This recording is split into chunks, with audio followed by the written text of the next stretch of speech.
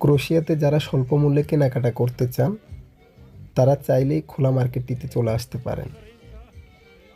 এখানে অসংখ্য দোকান একটি মাঠের মধ্যে সারিবদ্ধভাবে। শীতের জামা কাপড় থেকে শুরু করে গাড়ির পার্টস পর্যন্ত নতুন এবং পুরাতন সব ধরনের জিনিসপত্র এখানে পাবেন। এমন কিছু আনকমন পুরানো জিনিস পাবেন যেটা সচরাচর মার্কেটে মিলবে না।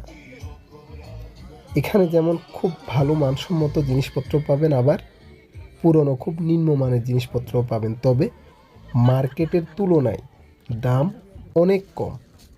এখানে অনেক ধরনের ক্রেতা আসেন। আমি নিজেও জানতাম না এখানে এত সুন্দর মার্কেট আছে, দোকানপাট আছে। আমি এই খোলা মার্কেটের পাশ দিয়ে গাড়ি নিয়ে যাচ্ছিলাম, হঠাৎ চোখে পড়ল। এরপর গাড়ি থামিয়ে ভিতরে গেলাম, ঘুরে ঘুরে দোকানগুলো দেখলাম। আমার কাছে খুবই ভালো লাগলো। ইউরোপের দেশগুলোতে জিনিসপত্রের দাম অনেক বেশি, কিন্তু এই মার্কেটে অনেক সস্তায় পাওয়া যায়। এমন আনকমন কিছু জিনিস পাওয়া যায় যেগুলো সচরাচর এখন মার্কেটে পাওয়া যায় না। যে ড্রেসগুলো দেখছেন এগুলো গায়ে দিয়ে শ্রমিকেরা কাজ করে।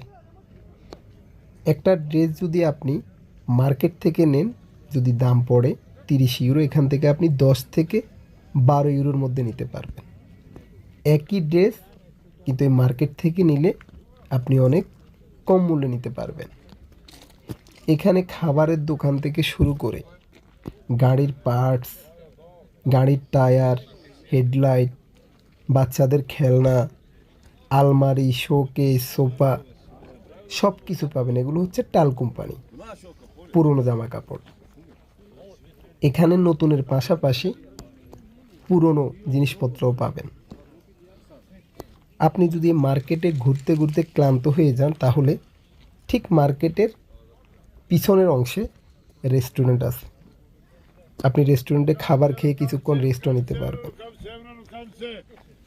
আমি যখন এই মার্কেটে আসি তখন সকাল 6:30।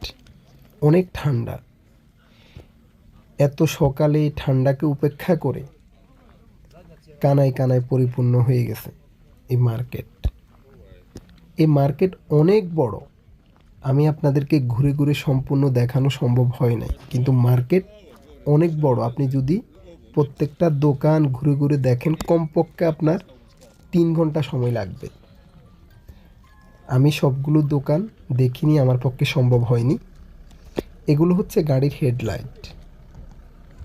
গাড়ির বিভিন্ন ধরনের যন্ত্রাংশ পাবেন। এগুলো হচ্ছে প্লেট, এগুলো হচ্ছে জামা কাপড়। আপনি চাইলে এই মার্কেটে আসতে পারেন, ঘুরে ঘুরে দেখতে পারেন, কেনাকাটা করতে পারেন। আর যদি কেনাকাটা নাও করেন, এসে দেখে যেতে পারেন।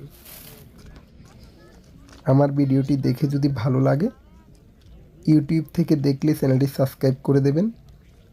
আর যদি ফেসবুক পেজ থেকে দেখেন তাহলে পেজটি অবশ্যই ফলো দিয়ে রাখবেন। আমি সবসময় চেষ্টা করি আনকমন কোনো কিছু তুলে ধরার জন্য। আমি যে দেশেই থাকি না কেন, ওই দেশের কালচার, ওই দেশের সংস্কৃতি, ওই দেশের জীবনযাত্রা আমি আমার মতো করে যতটুকু সময় পাই তুলে ধরার চেষ্টা করি। আমি এখন থেকে এই চ্যানেলে নিয়মিত ভিডিও দেওয়ার চেষ্টা করব। অনেক সময় বিভিন্ন ব্যস্ততার কারণে, অলসতার কারণে নিয়মিত ভিডিও দেওয়া হয় না।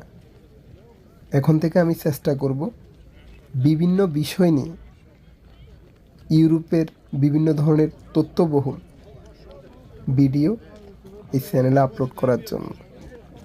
আশা করি আপনাদের সবার সাপোর্ট পাব। সবাই ভালো থাকবেন। আবার কথা হবে অন্য কোনো ভিডিওতে। আল্লাহ হাফেজ।